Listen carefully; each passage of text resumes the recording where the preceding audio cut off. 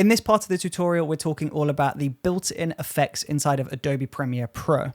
So as you can see up here in the top right, you've got this effects panel with this search bar. And then in here, you've got different folders to say presets, telemetry, audio, video, legacy. Now, if you're not seeing that, by the way, it might be worth checking window and going down to effects and making sure this is enabled. If it is enabled and you press that, it should just highlight itself here. But if it's not appearing and you can't see it, then it might be worth changing your workspace. So we'll go to window, workspaces, and we can change this. Mine is set to all panels, and this is the panel that I like the most when I'm editing off one monitor. As you can see, I've got a preset there for 2 screens. So I've got 2 monitors that I typically edit with. So I have my timeline on the left and then everything else on this main monitor. But you can change this to effects and it will highlight the effects window up here with the effect controls panel up here. I personally just prefer keeping everything in the all panels window though, because I can just keep track on where everything is. But in the effects tab, as you can see, let's just increase the size of this. You can see we've got loads of different effects. So we've got audio effects, audio transitions, video effects, and video transitions. Let's go into video effects because we haven't got any audio at the moment to play with. And this opens up more folders. So we've got adjust, place plugins, blur and sharpen, color correction, distort, generate, and so on. There's loads of different effects here that we can play with.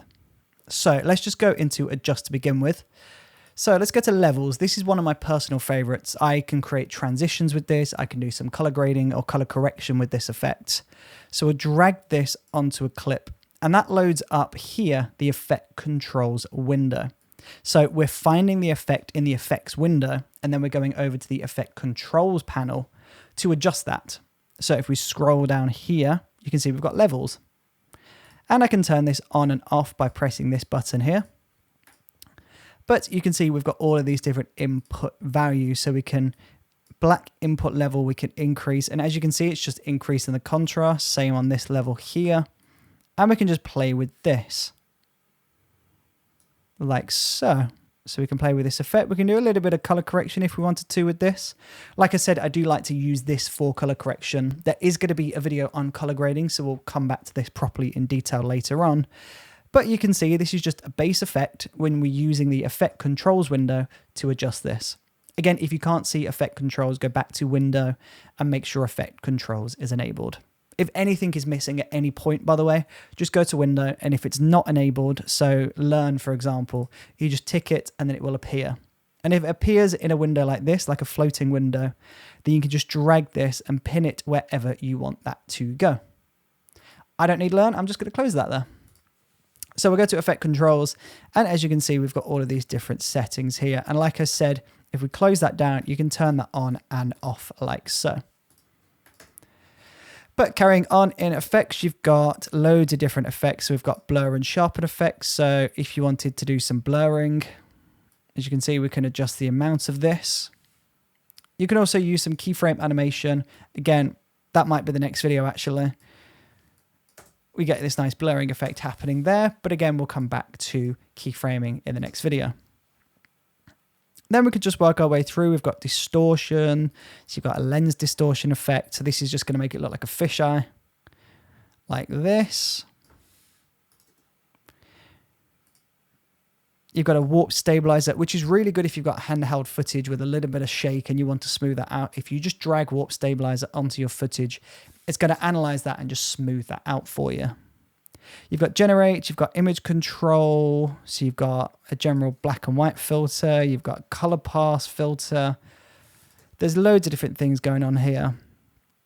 But you've also got video transitions. So if you go for a dissolve, you can just search for your basic dip to black. And if we drag this between 2 clips like this, you can see we get this dip to black transition. And if we click that, this is a dip to black. So we can adjust some of this, dissolve time, so we can speed this up, slow this down, blur amount. There's loads of different things that we can do here.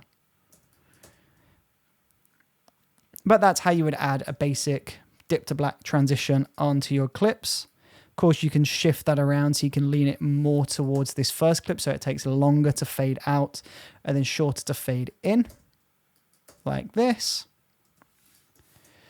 Of course, you could do a dip to white as well if you wanted to. So same concept, but we're just going white instead. You can dip to color. You can do a film dissolve. And these are just basic Premiere Pro transitions that are all baked into the software. You don't have to understand keyframe animation or anything for this. It's just a drag and drop and then adjust. You can also press the surprise me if you wanted to, and it was just going to do what it wants. It really is quick and easy. But of course, you've got loads more. You've got sliding effects. So you've got a 3D roll, which is just going to be kind of like a camera whip transition. Again, you can speed this up, slow this down just by dragging this. You can shorten it, lengthen it. So the basics of effects in Premiere Pro, your standard effects is you go to the effects panel, you search for the effect that you want, like tint, you drop that onto the clip that you want it on, and you go to effect controls to adjust that. You can do keyframe animation from there, or you could just keep it really simple and just use the plugin. But that is effects inside of Adobe Premiere Pro.